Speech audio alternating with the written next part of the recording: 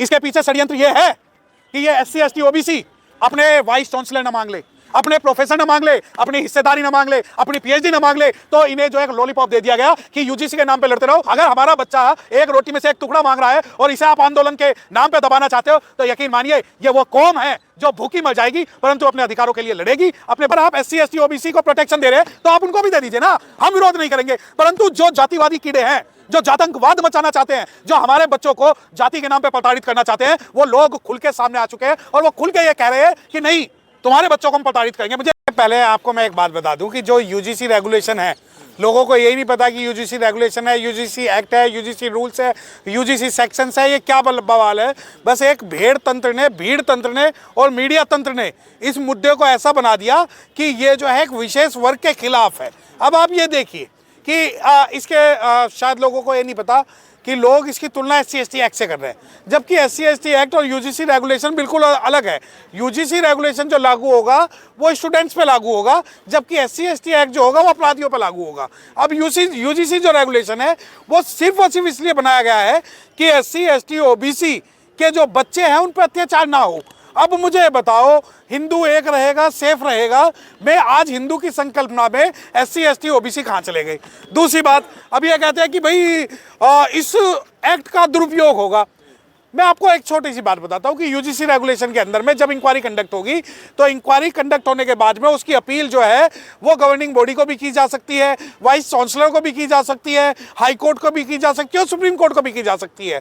दूसरी बात, अब इन्होंने एक मीडिया ने एक प्रोपेगेंडा ये फैला दिया कि भाई ये जो UGC रेगुलेशन है, रेगुलेशन में इस वजह से वर्ड यूज कर रहा हूँ क्योंकि पहले जो सबसे ज़्यादा प्राथमिकता दी जाती है वो सेक्शन को दी जाती है, सेक्शन के बाद में रूल्स आते हैं, रूल्स के बाद में रेगुलेशंस आती है। अब जैसे दिल्ली के अंदर UGC एक्ट के साथ में पोस्ट एक्ट भी पढ़ा जाता है, पोक्सो एक्ट भी पढ़ा जाता है और उसके बाद में कार्रवाई होती है।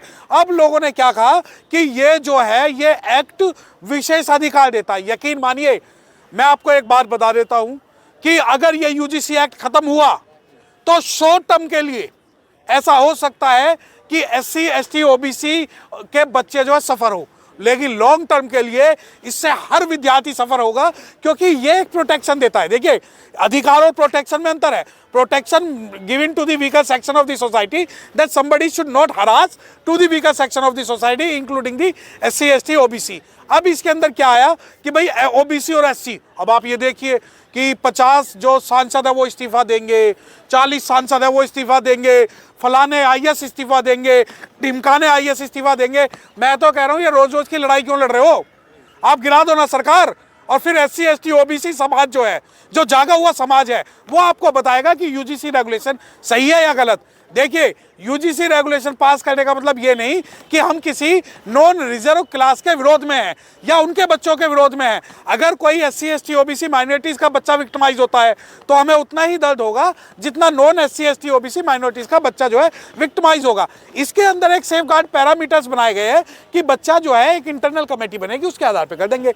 परंतु इस मुद्दे को जिस प्रकार आज भड़काया जा रहा है और ये दिखाया जा रहा है कि SC ST एक्ट के जैसा है, इससे हमारे जो आने वाले जो बच्चे हैं वो जो उन पे परेशानी होगी और ये नहीं लड़ पाएंगे, बिल्कुल भ्रामक तथ्यहीन जो है बातें हैं। और इन बातों से सिर्फ और सिर्फ जिसे तुम सनातन कहते हो, जिसे तुम हिंदू कहते हो, जिसे तुम अखंड भारत कहते हो, उसका जो है उसके विचार के अंदर अवरोध पैदा होगा। क्योंकि आज ये देखिए कि 6742 जातियां जो OBC की है, 2000 के आसपास की जातियां जो शेड्यूल कास्ट कम्युनिटी की है, उनके बच्चे जुम्मा 10 साल से आज UGC में आने लगे तो उन्हें मेंटली टॉर्चर किया जाता है। क्या कारण था? और मैं आपको एक बात बता दूं, इस UGC रेगुलेशन के जो पीछे है वो पायल ताड़वी का केस है, रोहित वेमुला का केस है, IIT रुड़की का केस है, IIT दिल्ली का केस है। और उसके बाद न केवल सुप्रीम कोर्ट ने गाइडलाइन इशू की बल्कि मिनिस्ट्री ऑफ सोशल जस्टिस ने भी की, ministry of law and justice ने भी की, सोशल वेलफेयर ने भी की,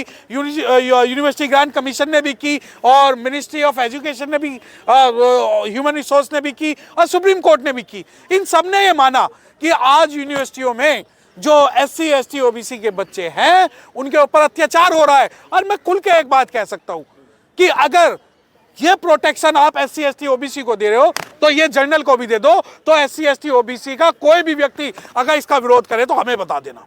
परंतु आज जब हक की बात है, हुकूक की बात है, अधिकार की बात है, प्रोटेक्शन की बात है और हमारे बच्चों की शिक्षा की बात है, तो ये जो आप ब्लैकमेल करना चाह रहे हो, ये पूरा बहुजन समाज, आज यकीन मानिए कि बहुजन समाज के अंदर जो SC ST OBC की जो कम्युनिटियां हैं, जो अपने बच्चे को मजदूर बनाना नहीं चाहती बल्कि सरकारी अधिकारी बनाना चाहती है और पढ़ाना चाहती है, उन सभी के लिए जो ये चेतावनी दे रहे हैं, उस चेतावनी से बहुजन समाज डरने वाला नहीं है। और आप ये देखिए कि आप लोग, ये लोग लॉर्ड मैकाले की शिक्षा का विरोध करते हैं, ये लोग UGC को या इन यूनिवर्सिटियों को पाश्चात्य दर्शन बताते हैं, ये लोग इंग्लिश को और इंग्लिश मीडियम कॉलेजों का बहिष्कार करने की बात करते हैं। तो आप जो भी लोग इस एक्ट का विरोध कर रहा है, उन्हें बात समझनी होगी कि यहाँ जो ये एक्ट पास हुआ है वो किसी के विरोध में नहीं हुआ बल्कि एक प्रोटेक्शन। लेकिन अपर कास्ट कह रहा है हमारे बच्चों के अधिकारों का हनन होगा, किसी भी सूरत में हम इसको लागू नहीं होने देखिए, पहली बात तो मैं आपके इस बात से बिल्कुल सहमत नहीं हूँ। अपर कास्ट और लोअर कास्ट, संविधान ने सबको, we the people of India, सबको समान बनाया है, चाहे SC ST OBC minorities, Hindu मुस्लिम सिख ईसाई और सभी को। तो अपर कास्ट और लोअर कास्ट कुछ नहीं। इसके अंदर जो स्टूडेंट्स की बात है कि उनका जो हनन होगा, मैंने क्या कहा, अगर आप SC ST OBC को प्रोटेक्शन दे रहे हैं तो आप उनको भी दे दीजिए ना, हम विरोध नहीं करेंगे। परंतु जो जातिवादी कीड़े हैं, जो जातंकवाद मचाना चाहते हैं, जो हमारे बच्चों को जाति के नाम पे प्रताड़ित करना चाहते हैं, वो लोग खुल के सामने आ चुके हैं और वो खुल के ये कह रहे हैं कि नहीं, तुम्हारे बच्चों को हम प्रताड़ित करेंगे। मुझे एक बात बताएं, बहुत सारे न्यूज चैनल ये चला रहे हैं कि इसके खिलाफ कोई अपील नहीं है। अपील है, आप पढ़े तो UGC रेगुलेशन है क्या, आप ये तो पढ़िए कि एक्ट और UGC रेगुलेशन के अंदर अंतर क्या है। परंतु जो ये एक प्रोपागेंडा आज, लेकिन आप खुल के आप इसकी ऐतिहासिक पृष्ठभूमि समझिए कि इन लोगों ने शेड्यूल्ड कास्ट के रिप्रेजेंटेशन के नाम पर साइमन कमीशन गो बैक के नारे लगाए और आज उन्हीं की औलादे यहाँ पर UGC गो बैक के नारे लगा रही है। पर सबसे बड़ा विरोध ये हो रहा है कि SC ST साथ OBC को ले लिया, लेकिन जनरल को आपने छोड़ दिया, अगड़ी जात को। देखिए, ये हमने एक्ट नहीं बनाया। अगर आप मुझसे बात करेंगे तो मैं किसी जाति को नहीं छोड़ूंगा, मैं उनके बच्चों को वही प्रोटेक्शन देना चाहता हूं जो SC ST OBC के बच्चों को देना चाहता हूं। मेरा विरोध सिर्फ उन लोगों से है जो जाति के कारण जो है हमारे बच्चों को अत्याचार करना चाहते हैं, उन लोगों के खिलाफ है। अब आप ये देखिए कि बहुत सारे लोग कह रहे हैं कि नहीं नहीं हमारे बच्चों का अत्याचार होगा, शोषण होगा। तो कानून आपके हाथ में है, शासन आपके हाथ में है, सुप्रीम कोर्ट आपके हाथ में है, सरकार अपनी, राज्य में आपकी सरकार, केंद्र में आपकी सरकार। उसके बावजूद भी अगर हम अपने बच्चों को सिर्फ एक प्रोटेक्शन देना चाह रहे हैं, और ये चीजें मैं आपको बता दूं, ये किसी SC ST OBC माइनॉरिटीज ने नहीं दी, ये सरकार ने हमें दी है और हम सरकार के साथ खड़े हैं, हम UGC के साथ खड़े हैं और हम हर उस जातंकवाद के खिलाफ खड़े हैं जो किसी के भी बच्चे को, अगर मैं आपको बता दूं कि अगर SC OBC माइनॉरिटीज और जर्नल किसी के बच्चे पे भी अत्याचार हुआ तो हम वो लोग हैं जो उसके साथ कंधे से कंधा मिलाकर खड़े रहे। जो सड़कों पर उतरे हैं वो कह रहे हैं किसी भी सूरत में हम इसको बर्दाश्त नहीं करेंगे, जितना भी आगे जाना होगा जाएंगे। वक्त आने दे, बता देंगे तुझे आसमां। हम अभी से क्या बताएं, क्या हमारे दिल में है। हमारे भी 131 सांसद जो है वो पार्लियामेंट में बैठे हैं, और अगर मैं SC ST OBC की बात कर दूं तो आधे से ज्यादा सांसद हमारे पार्लियामेंट में बैठे हुए। तो हमें पूरे बहुजन समाज को SC ST OBC देखिए, आपका संवैधानिक अधिकार है, आप रास्ते जाम करिए, आप रोड जाम करिए, आप इस बिल का विरोध करिए। बाबा साहब के संविधान ने आपको भी उतना अधिकार दिया जितना मुझे दिया है। रही बात, अब ये लड़ाई जो है ये शासन की और उन जातंकवादी लोगों की है जो जाति के कारण अनुसूचित जाति, OBC और अन्य बच्चों पर अत्याचार करना चाहते हैं। उन्हें खुली छूट नहीं दी जा सकती। क्या अगड़ी जाति को गुमराह किया जा रहा है? नहीं, देखिए जाति, हाँ, जो ये जातियों को आपस में लड़ाने का काम आज वही लोग कर रहे हैं। देखिए, एक तरफ तो कहते हैं कि हिंदू एक हो जाओ, या एक रहोगे तो सेफ रहोगे, दूसरी तरफ अब हिंदुओं के अधिकार को ही हिंदुओं के द्वारा अगर यहाँ पर भड़काया जा रहा। मुझे एक बात बताओ कि हे बनिए क्या दीन जनों की सुनते नहीं हो हाहाकार, जिसका मरे पड़ोसी भूखा उसके भोजन को धिक्कार। अगर हमारा बच्चा एक रोटी में से एक टुकड़ा मांग रहा है और इसे आप आंदोलन के नाम पे दबाना चाहते हो, तो यकीन मानिए ये वो कौम है जो भूखी मर जाएगी परंतु अपने अधिकारों के लिए लड़ेगी, अपने भविष्य को बचाने के लिए लड़ेगी। सर, रोस्टर आया था, जिस तरह रोस्टर का विरोध हुआ था, लेकिन उसके आड़ में बाद में 10% सवर्ण आरक्षण दे दिया गया। देखिए, जो यहाँ भी कुछ गुल खिला, देखिए मैं वही बिल्कुल मैं आपको एक बात कह रहा हूँ।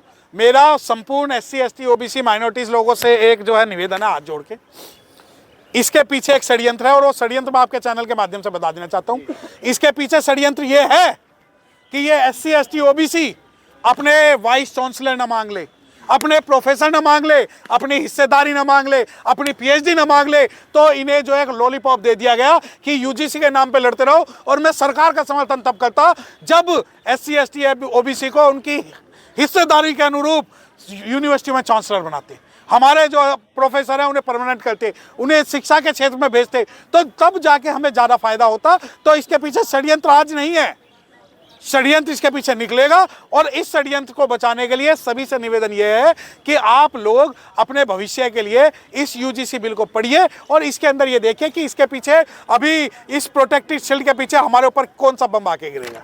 सर एक सवाल लास्ट रह गया सर, जो जांच गणना था, जांच गणना छोड़कर जनगणना हो रहा है, 35 सवाल पूछे जा रहे हैं, 34 कर सकते थे। देखिए इस भारत के अंदर शेरों की गिनती हो सकती है, इस भारत के अंदर गधों की गिनती हो सकती है, इस भारत के अंदर कुत्तों की गिनती हो सकती है, परंतु जाति की जनगणना ना कराना कहीं ना कहीं यह स्पष्ट संदेश है सरकार के द्वारा कि आपको हम UGC पे लड़वाएंगे, आपको हिंदू मुस्लिम के नाम पे लड़वाएंगे, आपको सोने चांदी के नाम पे लड़ाएंगे, परंतु जब आपके जातिगत आधार पे डाटा और आंकड़े सार्वजनिक बात करने की बात होगी, हम कोई भी बात नहीं करेंगे।